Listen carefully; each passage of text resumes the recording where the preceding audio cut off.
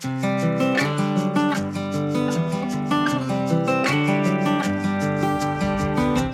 my name is Ken. Welcome to my tiny home. So come on and let's enjoy the tour.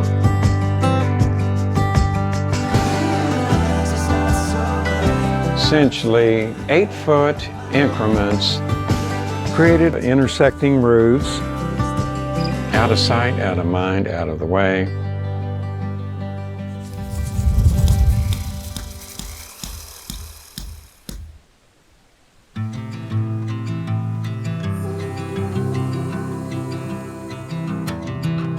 Most of my adult life, I've been a carpenter residential builder in Kentucky. I lived in various homes, a lot of times homes I've built. I started watching ITH videos, Incredible Tiny Homes, Randy and Amanda, and you fall in love with those videos. Those people are so down to earth, real. Got a front porch. So this is exciting. They created a community that is now probably growing beyond 500 residents.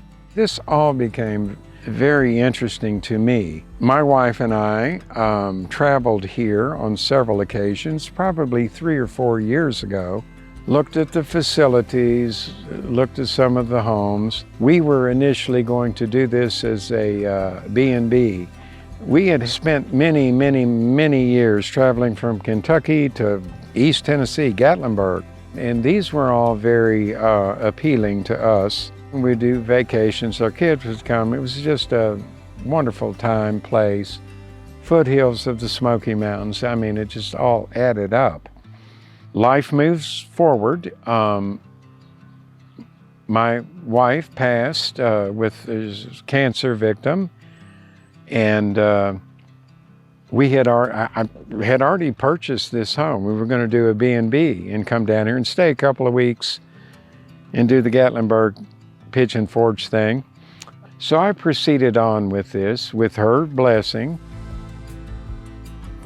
I live in a portion of this development community called the Forest. It's probably a collection of 80 homes. I have met wonderful neighbors in this community that became valuable, and friends outside of the community in Newport, Morristown. I'm somewhat of a social person. You have neighbors that are sharing a lot of the same experiences. People take great pride in their homes. By and large, I mean, a very productive small community, and it's growing. My neighbor pulling out. Like, I hear something. Hello, yeah.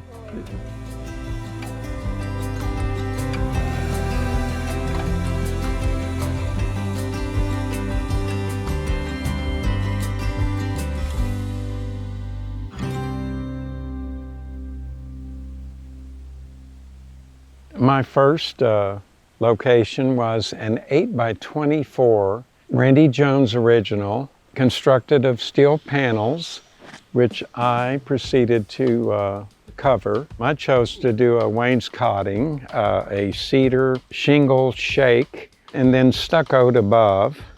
As time progressed, this became available in my second year, and this was a 8x16 RJO as well, steel panel constructed, which I textured and finished out to mimic the original. This I purchased for my daughters as a guest house. Much like the original, it has a completely self-contained kitchen area.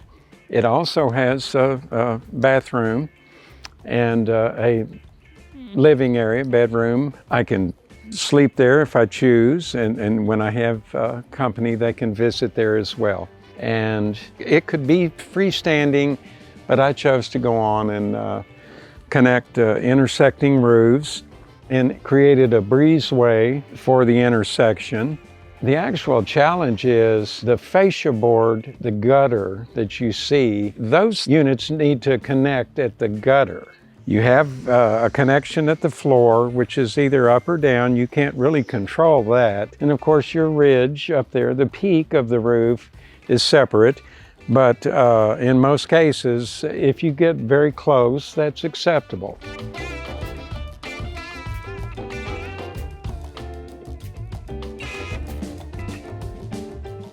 So the idea here was to create a small seating area. We have a lot of traffic, foot traffic, vehicles as well that stop in front of me. So I created a small little buffer area. You don't want to block anyone out, but at the same time, you want to just create a little transition. I also wanted to create a swing area, which is 2 upright 6x6s a beam. I faced it inward because my vehicle parks there often, and just a small seating area to handle, 3-4 people. And so in the summer months, I would say 6-8 months out of the year, you want to be out here.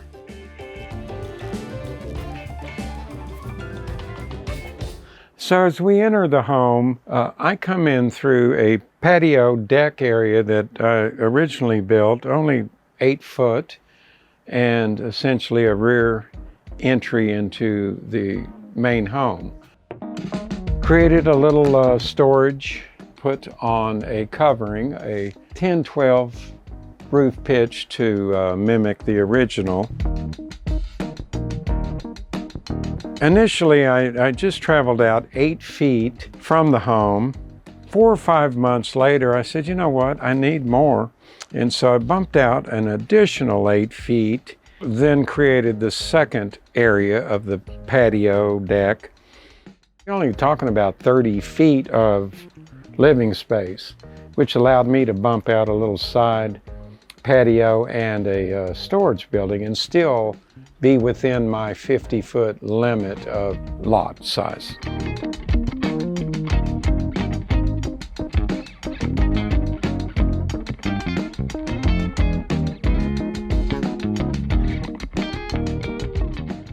The kitchen is the first area you come into of my original tiny home. You enter from the rear of the home as opposed to the street through the breezeway. Somewhat minimalist, 2-burner stove, fan, microwave, butcher block, kind of gooseneck, single sink, a mini fridge as you first enter on your left, prerequisite toaster. The cabinets are designed as soft close. For my storage needs in this lower cabinet, I have plates and bowls storage. The original kitchen was all steel panel and it stopped at this location, this height. So what I chose to do very early on was I dropped the ceiling. I put a flat ceiling in the hallway area and just built some little hopper doors left and right. And the storage is pretty much incidental. It's stuff that you don't use every day.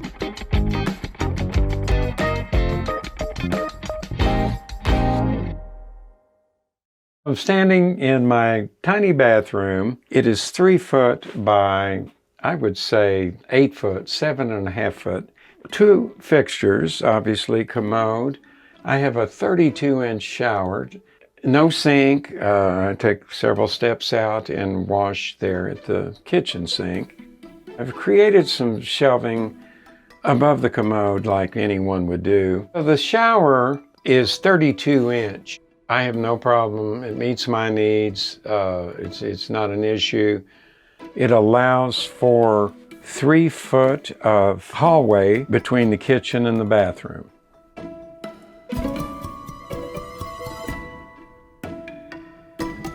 Directly across from the kitchen area is a washer dryer. This happens to be a combo unit, which are very popular in these small homes. And then storage above. I lived here probably for 4 or 5 months before even determining what type unit. Did I want to close in the whole space with a stackable washer dryer? It's a very individual thing. It has worked fine for me. This area, which is what I call my living area, the furniture, some of it is sentimental, but you have to be very careful as things fit in the area. I have a TV and a seating area, which I can do during the daytime. I had a grandfather's clock. I've had actually two. This is a little tiny version. This is a granddaughter clock that was in my wife's family for many, many years, and it's very sentimental. I also have a, believe it or not, sycamore game table. Very important to me. The loft area was essentially closed in and created for my little grandson, Frankie. It's a play area. He can go up there. There are plugs that allow him to do his gaming and the computer things. He's a little engineer in the making for certain. So I have a wooden ladder that came with this unit. It's stored just to the right of as we look. He loves going up there. It's a fort for him, so it's a lot of fun.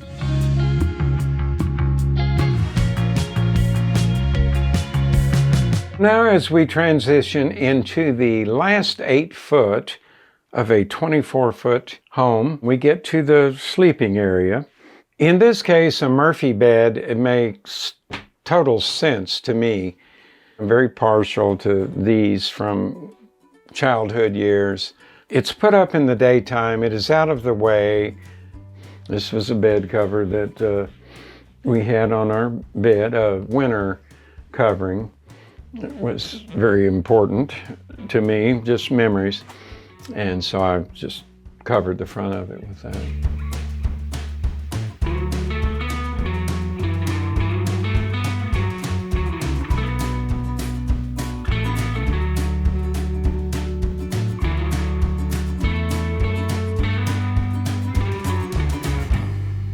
So about a year into this construction, this little unit became available, and it's an 8x16 that I located at 90 degrees from the original.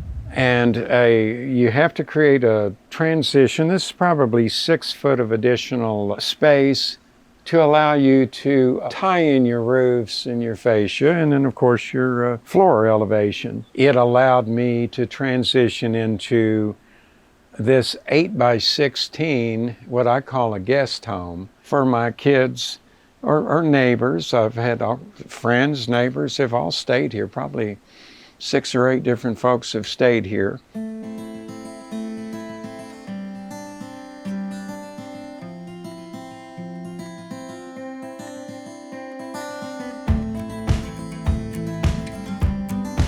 This became the last little part of the puzzle for me. I wanted a guest house for my children to come when they visit, and my friends from Kentucky, also just neighbors.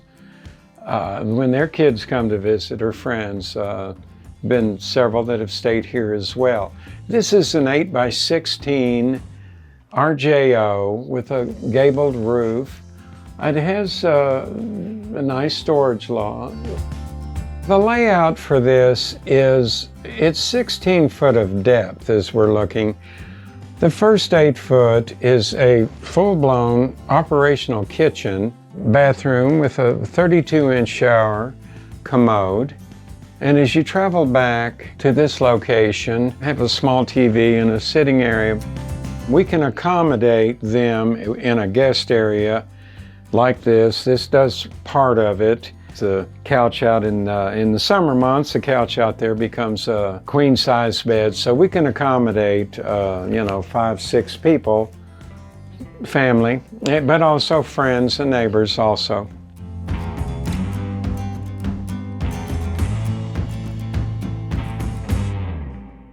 Probably my primary desire to come here, without question, it was the economics offered. Many folks around me, including me, we look at a $200 a month rental. Folks that have lived here for 4 years on these original lots, they've not seen 1 penny of increase in 4 years.